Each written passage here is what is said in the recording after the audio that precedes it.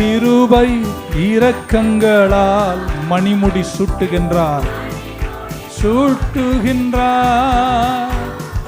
கிருபை இரக்கங்களால் மணிமுடி சூட்டுகின்றார். வாழ்நாளெல்லாம்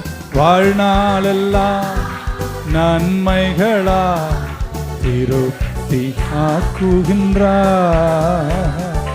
வாழ்நாளெல்லாம் நன்மைகளால் திருப்தி ஆக்குகிறார். கர்த்தர் செய்த நன்மைகளை ஒரு நாளும் மறவாதே.